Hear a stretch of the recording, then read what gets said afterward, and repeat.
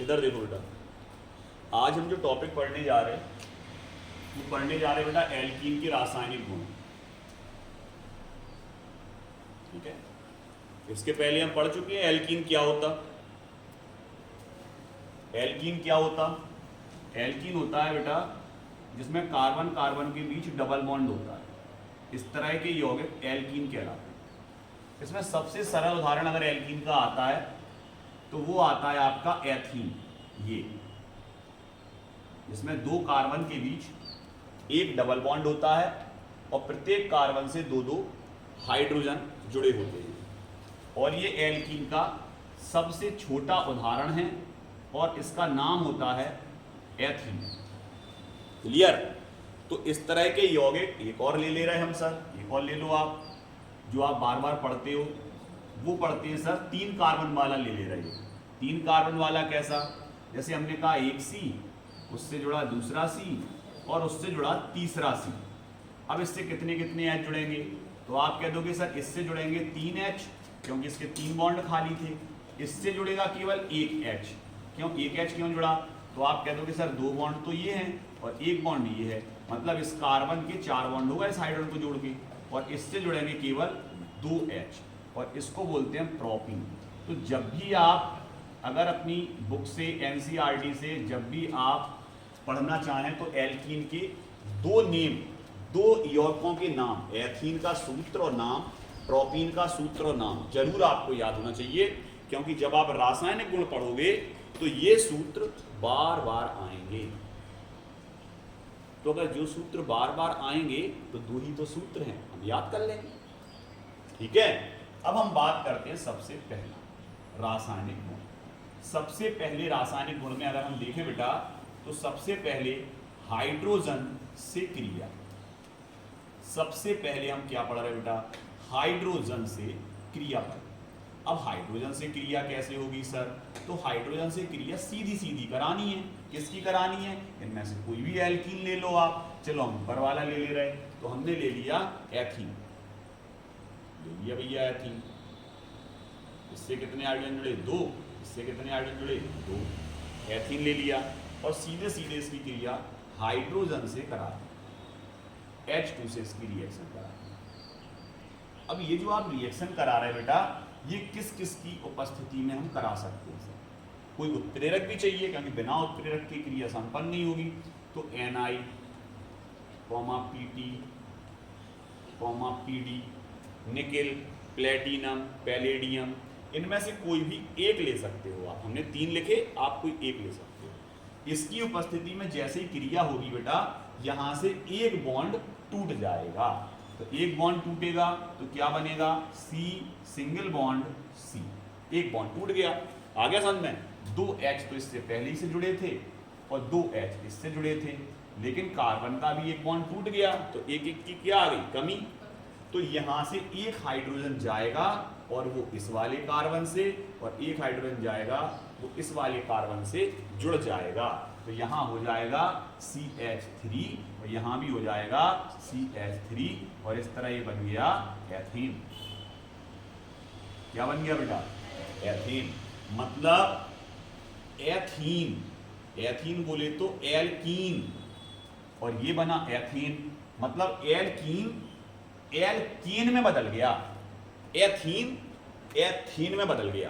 पहली क्रिया सर हमें समझ में आ गई। इसी तरह अगर यहां का बॉन्ड टूटेगा बेटा, यहां का बॉन्ड टूटेगा ये वाला, ठीक है, तो एक H इससे जुड़ेगा तो ये हो जाएगा 2 और एक H इससे जुड़ेगा तो ये हो जाएगा 3। क्लियर? अब आते हैं तुम दूसरे अपने रासायनिक गुण पे। दूसरा रासायनिक गुण क्या है सर? सर इसमें हम क्रिया हैलोजन से करा रहे हैं। अब जैसे हाइड्रोजन से अब क्रिया हुई थी, इसी तरह हैलोजन से भी अब क्रिया होगी। हैलोजन से क्रिया, अब जो आप हैलोजन से क्रिया करा रहे हैं तो उसमें आपको उत्प्रेरक जो लिए थे हमने, उन उत्प्रेरकों की जरूरत नहीं पड़ेगी। उन उत्प्रेरकों की जगह पे आप इसमें क्या ले सकते हो?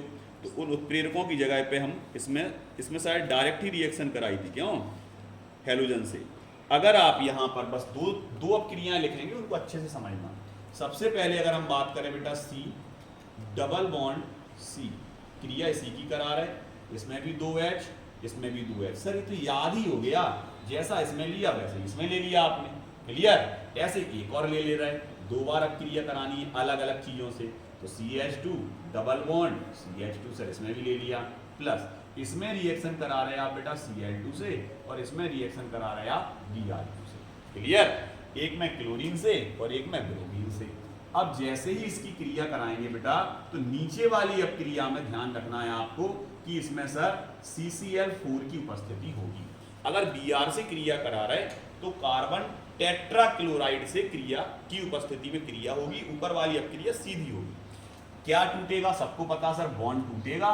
कौन सा बॉन्ड टूटेगा बेटा, तो आप कह दोगे सर ये वाला डबल वाला, और इससे 2H जुड़े हैं, जुड़े रहने दो, इससे 2H जुड़े हैं, जुड़े रहने दो, एक Cl इससे जुड़ जाएगा सर और एक Cl इससे जुड़ जाएगा, क्लियर। ऐसे ही अगर नीचे वाली की देखें तो नीचे वाले में भी क्या होगा sir CH2 single bond CH2 sir, एक Br इससे जुड़ जाएगा और एक Br इससे जुड़ जाएगा, क्लियर। और ये क्या बने, तो आप कह दोगे सर ये हमारा बना विष डाई, विष लगता है इसमें विष, और आप हिंदी में लिखना चाहो तो आप ऐसे भी लिख सकते हो विष, विष die chloro ethene. Sir ethene क्यों कहा इसको, अरे बेटा जहां सिंगल बॉन्ड आता है 2 कार्बन के बीच में वो एथीन ही कहलाता है। अब देखो कितने क्लोरीन जुड़े, इससे 2, तो 2 को क्या बोलते हैं डाई, क्लोरीन जुड़े तो उनको क्या पढ़ेंगे क्लोरो। विष क्यों लगाया सर आपने, ये और समझाओ थोड़ा कि विष क्यों लगाया, तो इसका नाम क्या हो जाएगा डाई ब्रोमो एथीन, क्योंकि इसमें ब्रोमीन जुड़े तो ब्रोमो और क्लोरीन जुड़े तो क्लोरो। इनके नाम तो हमें आ गए, लेकिन ये विष समझ में नहीं आया विष क्यों लगाया, क्लियर। तो अगर विष की बात करें हम, तो आप यहाँ अच्छे से समझ लें इस चीज को दिमाग से कि अगर 2 कार्बन हैं और एक ही कार्बन पे दोनों हेलोजन जुड़े हों, एक ही कार्बन पे बेटा दोनों हेलोजन, हेलोजन मतलब फ्लोरीन, क्लोरीन, ब्रोमीन, आयोडीन, अगर एक ही कार्बन से हेलोजन जुड़े हैं तो उस चीज को बोलते हैं बेटा हम जैम। क्या बोलते हैं उस चीज को, जैम। क्या बोलते हैं बेटा, जैम, क्लियर। ऐसा लग रहा जाम लग गए थे, जाम का लग गए थे, इकट्ठे हो गए, सो जैम, जाम आगे याद आ जाए हमें पेपर में, ठीक है। अब हम बात करते हैं अगर 2 अलग अलग कार्बन से क्लोरीन जुड़े हैं तो इस चीज को बोलते हैं विष। क्या बोलते हैं, विष। तो अब हमें ये समझ में आ गया सर कि जैम क्या होता और विष क्या होता। अगर एक ही कार्बन पे दोनों क्लोरीन जुड़े होते तो उसको जैम बोलते, अगर अलग अलग कार्बन से क्लोरीन जुड़े हैं तो उसको विष बोलते। बस निकटस्थ होना चाहिए, निकटस्थ समझते हो, निकटस्थ मतलब इससे और इसके जस्ट बगल वाले पे, आ गया समझ में। ये नहीं एक क्लोरीन यहाँ जुड़ा और C C C C, एक क्लोरीन यहाँ जुड़ा C C, और ये आप कह रहे हैं ये आपका जैम हो गया या विष हो गया, नहीं ऐसे नहीं होंगे, ये विष नहीं है, आ गया समझ में। अगल बगल के जस्ट कार्बन, क्लियर, क्लियर। ये क्या कहलाएगा आपका जैम और विष, क्लियर। ये हमें समझ में आ गया सर, तो ये विष है सर क्योंकि अलग अलग कार्बन से जुड़े, क्लियर। अब तीसरी बात करते हैं बेटा हम किसकी, तो थर्ड पार्ट में आते हैं, और अब हम क्रिया करा रहे हैं हेलो अम्ल से, या हम बोल सकते हैं हेलोजन अम्ल से, हेलोजन अम्ल से क्रिया। अब हम पढ़ने जा रहे हैं बेटा हेलोजन अम्ल से क्रिया। अब हेलोजन अम्ल से अगर हम क्रिया की बात करें तो हेलोजन अम्ल से क्रिया में किससे क्रिया होगी, तो आप कहोगे सर हेलोजन का अम्ल लेना है।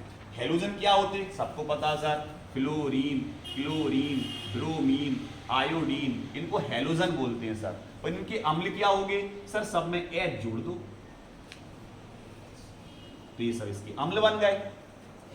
जैसे ये HF hydrogen fluoride, hydrogen chloride, hydrogen bromide, hydrogen iodide, ये सब क्या है, अम्ल हैं।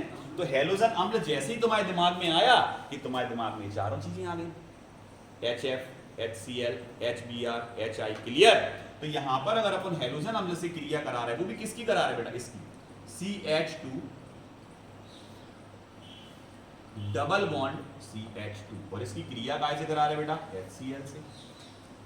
जैसे ही इसकी क्रिया कराओगे सर बॉन्ड तो वही टूटना है एक बीच का, एक से हाइड्रोजन जुड़ेगा और एक से क्लोरीन जुड़ेगा, तो इससे क्या जुड़ा, हाइड्रोजन मान लें, तो ये 3 हो गया, और इस CH2 से क्या जुड़ा, क्लोरीन सर, तो ये बनेगा, क्लियर। एक से जुड़ गया हाइड्रोजन और एक से जुड़ गया क्लोरीन, तो ये हो गया 2 के 3, और CH2 के आगे क्या जोड़ दिया हमने, Cl, क्लियर।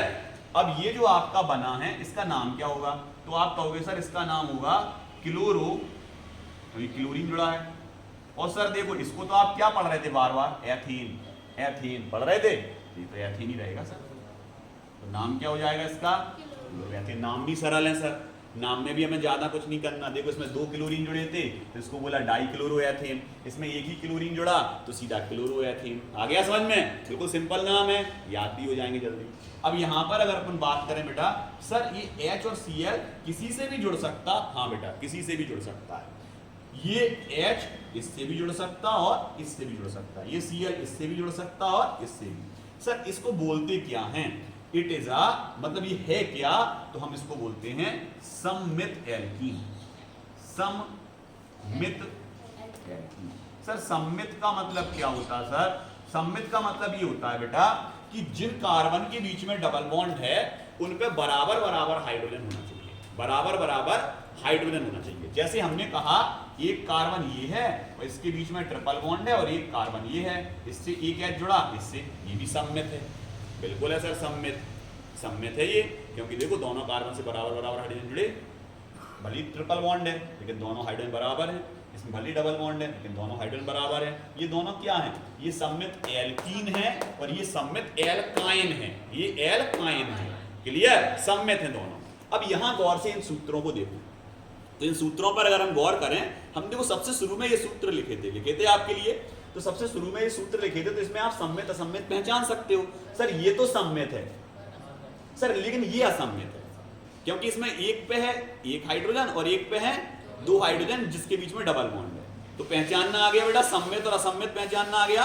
सम्मित किसको बोलेंगे, असम्मित किसको बोलेंगे। तो अभी आपने किसकी क्रिया देखी, हाइड्रोजन अम्ल की क्रिया किस पर देखी, सम्मित एल्कीन पर। क्लियर, किस पर क्रिया देखी आपने बेटा, सम्मित एल्कीन पर क्रिया देखी। किस पर देखी बेटा आपने, सम्मित एल्कीन पर। अब हम किस में देखेंगे, किस में देखेंगे, असम्मित एल्कीन पर। किसकी क्रिया देखेंगे, यहां तक कोई दिक्कत किसी को, क्योंकि अब हम इसको फिनिश करेंगे उसके बाद अपन आगे से स्टार्ट करेंगे। ठीक है, समझ गए कि नहीं। और ये जो रिएक्शंस हम सब में लिखते जा रहे हैं ना, ये रिएक्शन आपको वहां लिखनी है, जगह आपकी जगह ब्लैंक है, खाली है। आपने लैंग्वेज लिख ली थी ना पहले, फिर रिएक्शन आप समझ के लिखोगे, तो हमने समझा दी। अब उसको वहां लिखोगे जहां पर आपकी खाली जगह छूटी है, वहां रिएक्शन लिखोगे, अभी नहीं बाद में लिखोगे। ठीक है, क्लियर, यहां तक किसी कोई प्रॉब्लम। इसका हम एक फोटो भी खींच दे रहे हैं।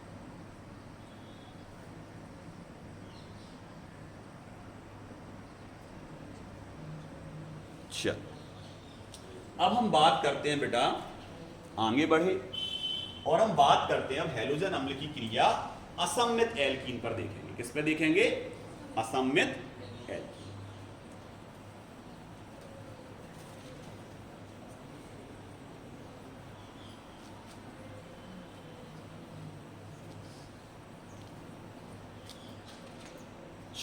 बात करते हैं अब हम, उसी के पार्ट चलना, थर्ड का बेटा, तीसरा वाला था ये जिसमें आपने सम्मित पर देखी थी पहले। ठीक है, उसी के दूसरा,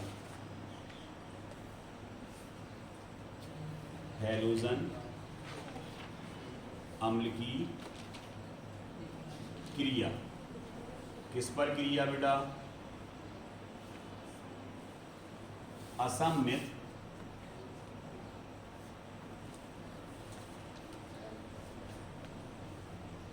एल्कीन पर। हैलोजन अम्ल की क्रिया असम्मित एल्कीन पर। क्लियर।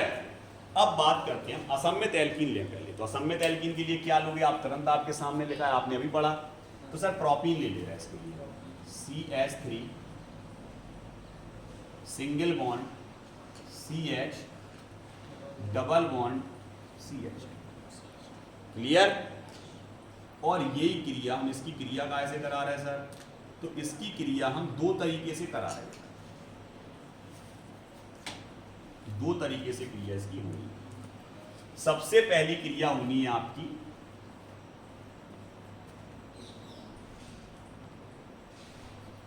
HCl, मतलब हैलोजन अम्ल से।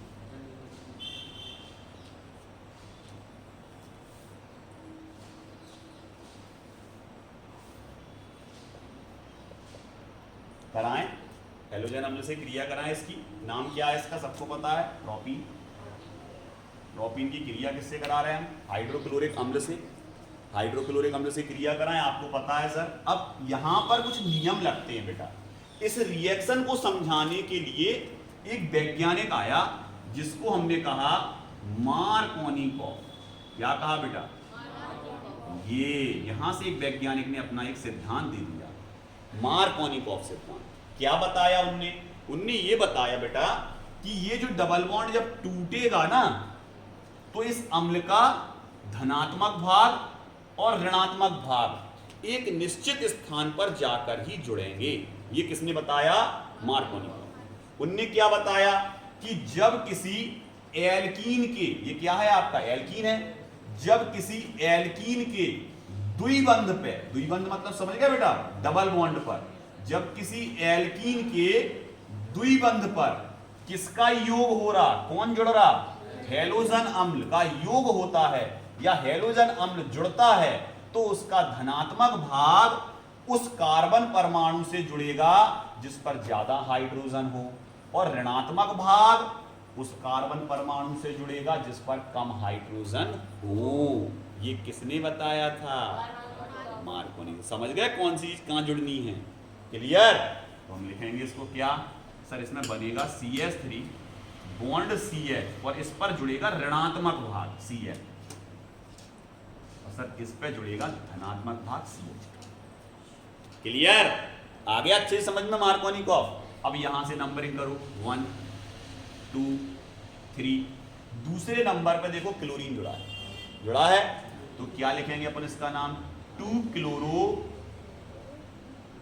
और कितने कार्बन है, मेथ एथ प्रोप, और सब सिंगल बॉन्ड से जुड़े हैं, तो हो जाएगा प्रोपेन। इसका नाम क्या हो जाएगा बेटा, 2 क्लोरो प्रोपेन। मार्कोनिकॉफ अच्छे से समझ में आ गया सर हमें, क्लियर। क्या बताया था उनने कि जब किसी एल्कीन के द्विबंध पर किसका योग होता है, हैलोजन अम्ल का, तो उसका धनात्मक भाग अम्ल का किस कार्बन से जुड़ेगा, जिस पर ज्यादा हाइड्रोजन हो, और ऋणात्मक भाग किस कार्बन से जुड़ेगा, जिस पर कम हाइड्रोजन। Clear clear.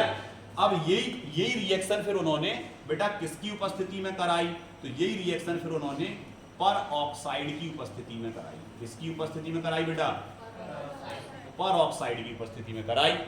क्लियर।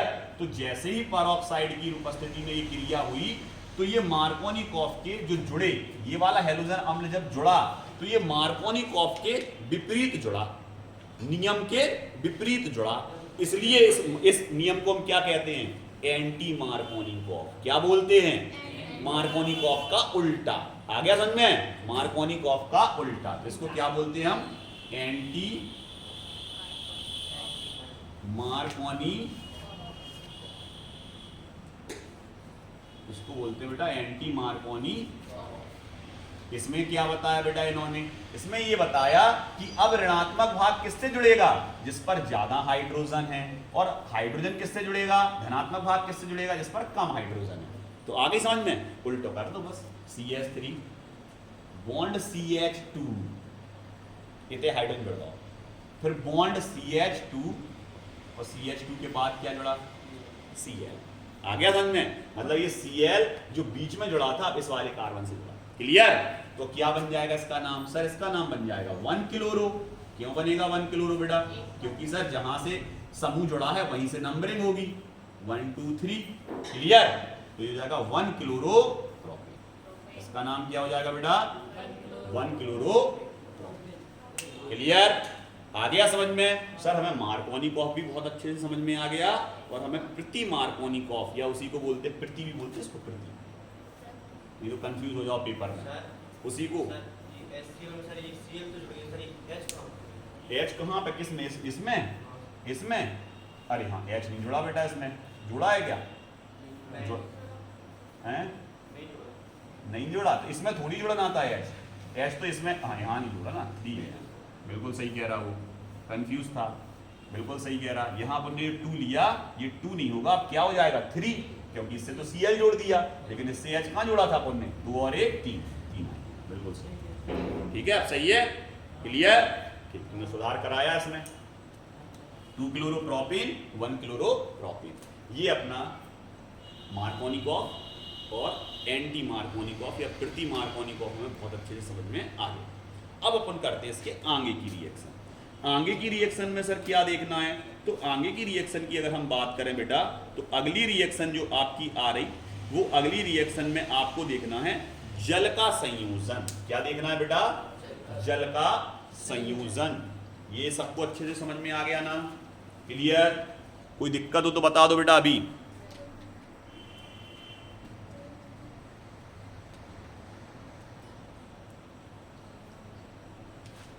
अब हम जो अगला पढ़ने जा रहे हैं बेटा, वो पढ़ने जा रहे हैं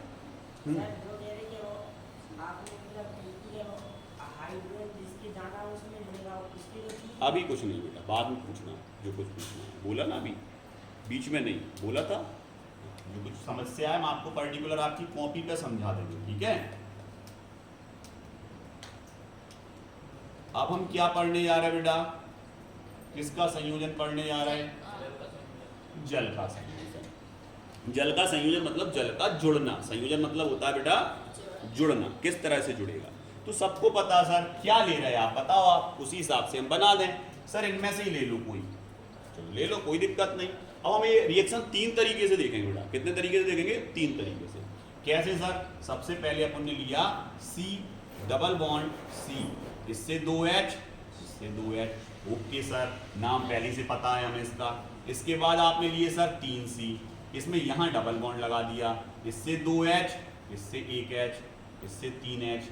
ठीक है, ये इसका भी नाम सर पहले से आपने रटवा दिया, याद करा दिया। ठीक है, अब आते हैं अपन एक तीसरे वाले पर। इसका लो C, इससे जुड़े 2H और इससे ऐसे जुड़े 2, एक CH3 यहाँ और एक CH3 यहाँ। सर इसका नाम क्या होगा?